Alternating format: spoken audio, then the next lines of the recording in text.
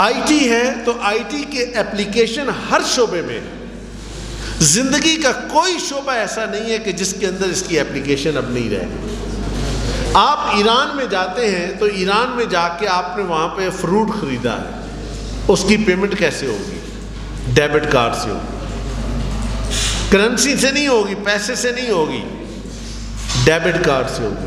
اور debit card سے کیسے ہوگی کہ اس کے پاس وہاں پہ سکرین لگی ہے، اور اسی سکرین کے اوپر آپ نے کیا کہ اچھا یہ خریدنا، یہ خریدنا، یہ کیا، اور وہیں پہ اس کا بل بنا، بل بن کے بعد اس نے کارڈ دیا، اس نے کارڈ سوائپ کیا، اور اس کے بعد اس کا وہاں سے پیسے کٹ گئے۔ سبزی والے کے پاس، فروٹ والے کے پاس، کسی دکان پہ آپ کو کیش سے ہینڈلنگ نہیں آتی۔ آپ تعلیمی اداروں میں جاتے ہیں، ابھی یہ کچھ ہفتہ پہلے کی بات ہے کہ میرے ایک دوست جو تھے وہ 1 مہینہ 5 دن کا بائی روڈ سفر کر کے آئے ہیں۔ 1 مہینہ 5 دن بائی روڈ سفر کیا ہے، پاکستان سے ایران، ایران سے ترکی، ترکی سے پھر یورپ، سربیا اور مقدونیہ اور پتہ نہیں کدھر کدھر گھومتے گھماتے، پھر سوئٹزرلینڈ، اور پھر وہاں سے پھر آگے جرمنی گئے، جرمنی سے پھر آگے وہ سعودیہ گئے اور عمرہ کر کے واپس آئے۔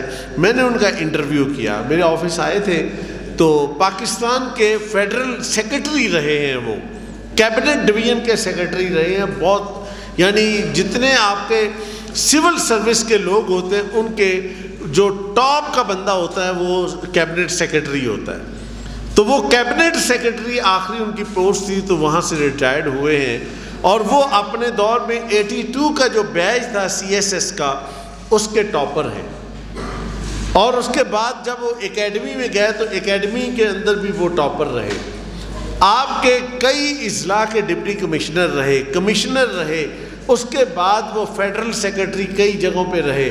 پھر جس زمانے میں آپ کو شاید پتہ نہیں ہوگا، آپ چھوٹے ہوں گے اس وقت، کہ ایک زمانے میں پیچھے یہ ہوا تھا کہ حج کا معاملہ بہت کرائسس میں چلا گیا تھا۔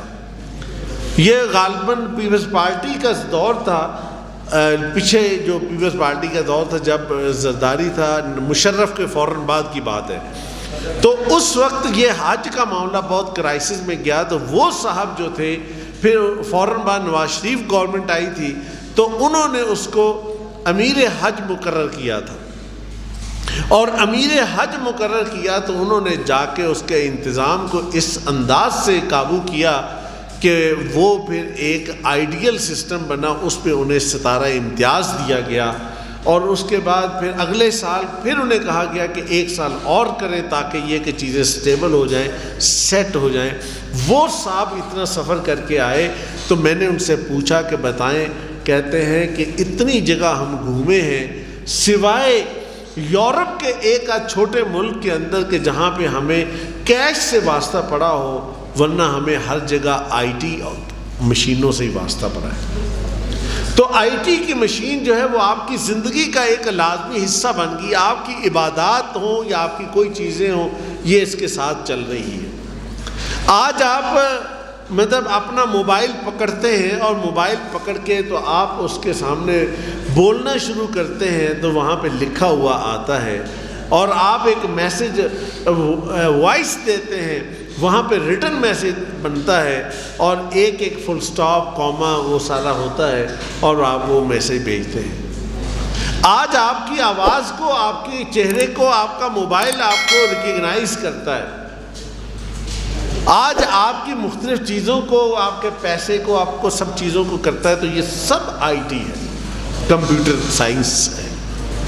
آج آپ کہتے ہیں کہ جناب آرٹیفیشل انٹیلیجنس جو ہے وہ اس قدر ہو گئی ہے، آپ سسٹم کے اوپر، موبائل کے اوپر ایک سرچ کرتے ہیں کہ میں نے یہ شرٹ مجھے اچھی لگی، یہ شرٹ آپ نے دیکھی ہے، اگلے ہفتہ 10 دن تک آپ کی شرٹ سے جان ہی نہیں چھوٹتی، اور انہیں یہ بات پتہ چل جاتی ہے کہ اچھا اس بندے کو، اس عبداللہ کو شرٹ کی ضرورت ہے، یا الماس کو شرٹ کی ضرورت ہے، تو اس کو مختلف شرٹس دکھائی جائیں، کبھی ایک کمپنی کی، کبھی دوسری کمپنی کی، کبھی تیسری کمپنی کی، کبھی چوتھی کمپنی کی، یہ چیزیں آتی ہیں آپ کے سامنے۔ یہ آرٹیفیشل انٹیلیجنس ہے۔ پھر اسی طرح جب یہ چیزیں زیادہ بڑھتی ہیں تو بڑھنے کے پیچھے ایک اور پرابلم کھڑا یہ ہوتا ہے کہ سوسائٹی کے اندر آپ سمجھتے ہیں کہ انسانوں میں غصہ، انسانوں میں بخل اور انسانوں میں حسد، 3 چیزیں ہر جگہ پائی جاتی ہیں، غصہ، حسد اور بخل۔ بخل کیا ہوتا ہے؟ کنجوسی۔ یہ 3 بیماریاں انسانوں میں ہوتی ہیں، اور جس فرد کے اندر یہ بیماری ذرا زیادہ ہوگی، اس بات کو سمجھ جائیے کہ وہاں سے نیگیٹیوٹی ضرور آئے گی، خرابی ضرور ہوگی۔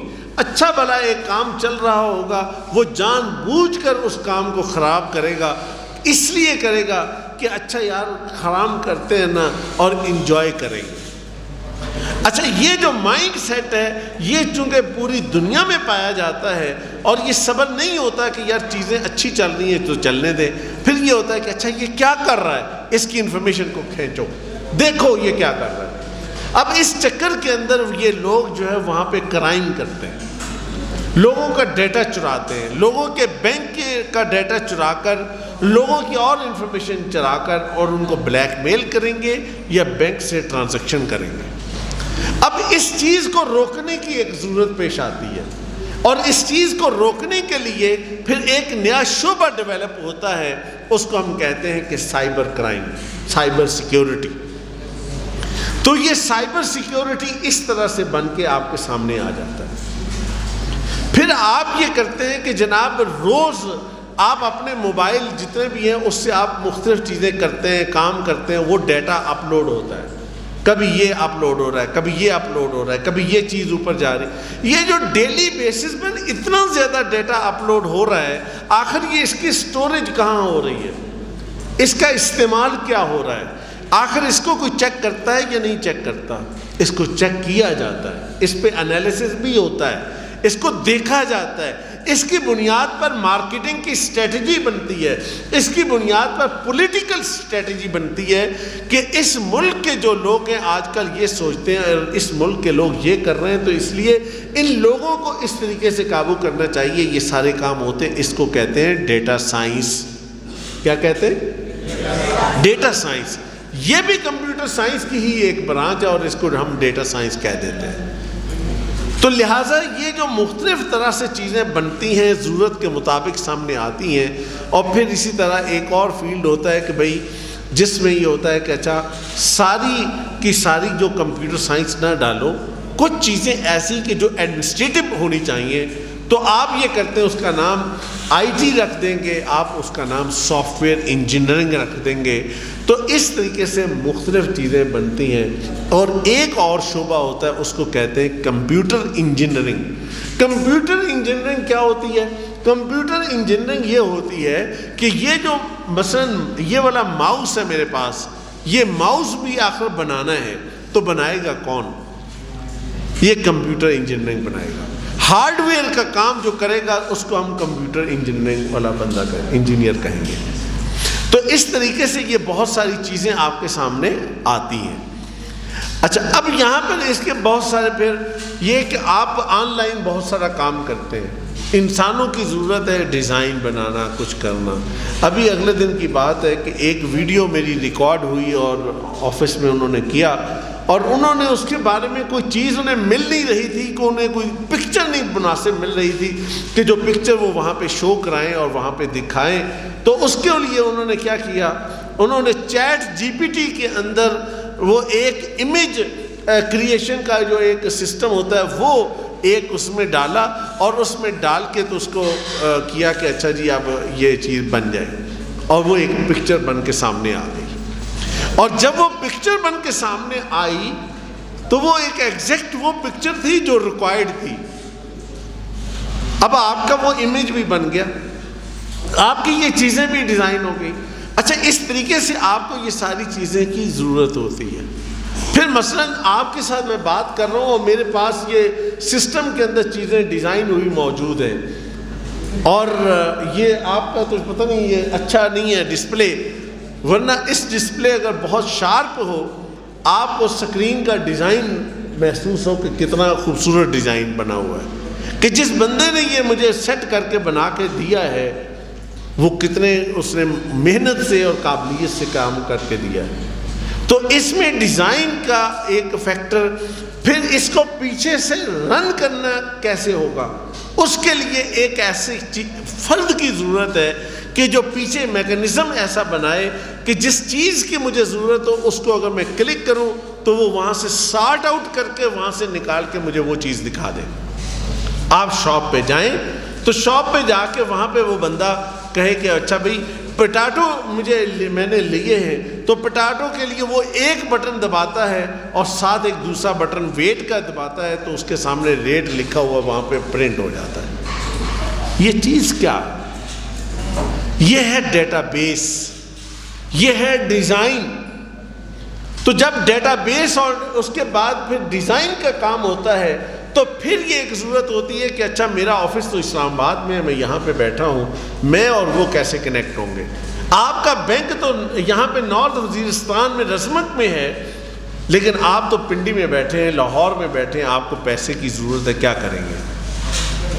کیسے ہوگا؟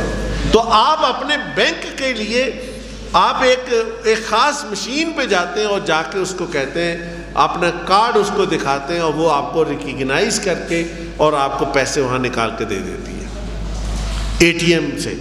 اچھا، اب یہ جو چیز ہے کہ آپ کی ایک جگہ پہ کام ہے اور آپ فیسلٹی دوسری جگہ پہ لے رہے ہیں، اس کا مطلب یہ ہے کہ اس جگہ کو اور اس جگہ کو دونوں کو لنک کیا گیا ہے۔